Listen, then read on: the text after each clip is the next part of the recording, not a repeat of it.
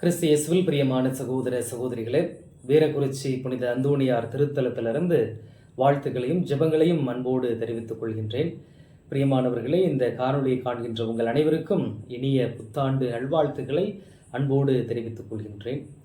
பிறந்திருக்கின்ற இந்த புதிய வருடம் நமக்கு ஆசீர்வாதங்கள் நிறைந்த இனிமையான வளமையான ஒரு வருடமாக வேண்டி விரும்பி கேட்கின்ற காரியங்கள் எல்லாம் இறைவனுடைய அருள் துணையோடும் நம்முடைய புனிதர் அந்தோணியாருடைய பரிந்துரையோடும் நடக்க அவரிடம் ஜெபித்துக் கொள்வோம்.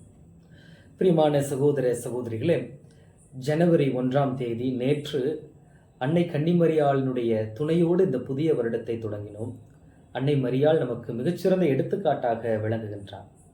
இன்று 2ஆம் தேதி நற்செய்தி வாசகத்தில் திருமுழுக்கு யோவானை பற்றி நாம் படிக்கின்றோம். அந்த திருமுழுக்கு யோவானிடம் நீர் மெஸ்ஸியாவா என்று கேட்கின்ற பொழுது நான் அல்ல என்று அவர் சொல்கின்றார்.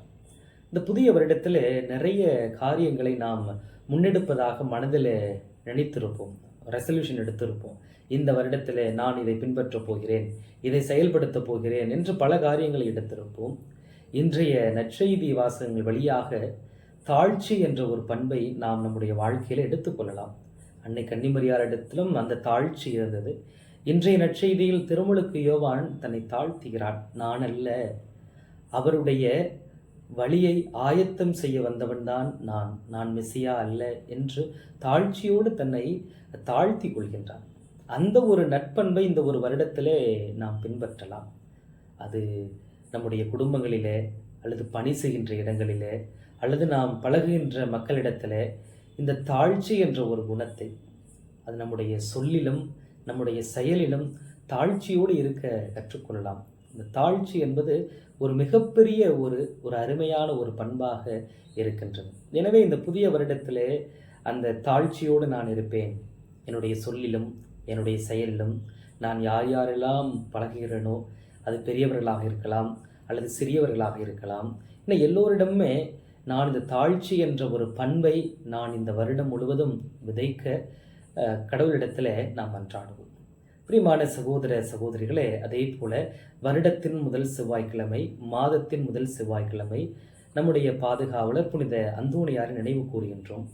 புதிய வருடத்திலே பல்வேறு விதமான பரிசு பொருட்களை நாம் பரிமாறி இருப்போம். புத்தாடைகள், சாப்பாட்டு வகைகள், கேக், இது போன்று நாம் பரிமாறுகின்ற பொழுது ஒரு உண்மையான ஒரு மகிழ்ச்சி கிடைக்கின்றது.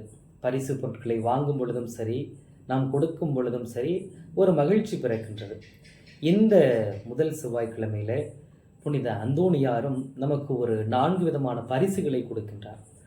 புனித அந்தோணியாருடைய திருச்சுரூபத்தையோ அல்லது படத்தையோ நீங்கள் உற்று நோக்குகின்ற பொழுது லீலி மலர், குழந்தை இயேசு, திருவிவிலியம், ஜெபமாலை என்ற ஒரு 4 பொருட்களை நாம் பார்க்கலாம் அவருடைய திருச்சுரூபத்தில்.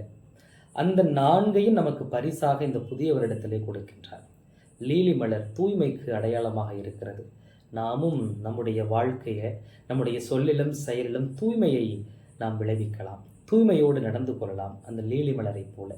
அதே போல குழந்தை இயேசுவை நமக்கு கொடுக்கின்றார். புனித அந்தோணியார் அந்த குழந்தை இயேசுவை தாங்கி இருக்கின்றார். ஆனால் அந்த குழந்தை இயேசுவை தாங்குவதற்கு அவர் நிறைய தியாகங்களை செய்திருக்கின்றார். நம்முடைய வாழ்க்கையிலும் எத்தனையோ விதமான துன்பங்களும் வேதனைகளும் வந்தாலும் இந்த குழந்தை இயேசு நமக்கு வழிகாட்டியாக, துணையாக இருக்கிறார் என்ற நம்பிக்கையோடு நாம் தொடங்கலாம். 3ஆவதாக திருவிவிலியம், உயிருள்ள வார்த்தை. அந்த திருவிவிலியத்தை பரிசாக கொடுக்கின்றார். இந்த வருடத்திலே அந்த திருவிவிலியத்தை படித்து நாம் வாழ்வாக்க, சாட்சியமிக்க ஒரு பிள்ளைகளாக வாழ நமக்கு இந்த திருவிவிலியம் உதவி செய்யும். அதே போல ஜெபமாலை நமக்கு கொடுக்கப்பட்டிருக்கின்றது. அந்த ஜெபமாலையை நாம் கையில் எடுத்துக்கொள்ளலாம். முதல் நாளிலிருந்தே ஒவ்வொரு நாளும் குடும்பமாக அமர்ந்து ஜெபமாலை ஜெபித்து அன்னை கன்னிமரியின் துணையை நாடியும் நாம் இந்த வருடம் முழுவதும் இந்த செயல்களை நாம் தொடங்கலாம். எனவே நம்முடைய புனிதர் நமக்காக பரிந்துரைக்கக்கூடியவர் இந்த பரிசு பொருட்களை நமக்கு கொடுக்கின்றார். இந்த லீலி மலரை, குழந்தை இயேசுவை, திருவிவிலியத்தை, ஜெபமாலையை நமக்கு கொடுக்கின்றார். எனவே இவைகளையெல்லாம் நாம் கைகொண்டு தாழ்ச்சியோடு இந்த வருடம் முழுவதும் ஒரு நல்லதொரு வாழ்க்கையை வாழ, சாட்சியமிக்க ஒரு வாழ்க்கையை வாழ அவர்களிடம் பரிந்துரைப்போம். அவர் புனித அந்தோணியார் நமக்காக எல்லா விதமான சூழ்நிலைகளிலும் நம்மை கரம் பிடித்து வழிநடத்துவார் என்ற நம்பிக்கையோடு இந்த புதிய வருடத்தை தொடங்குவோம். ஆமென்.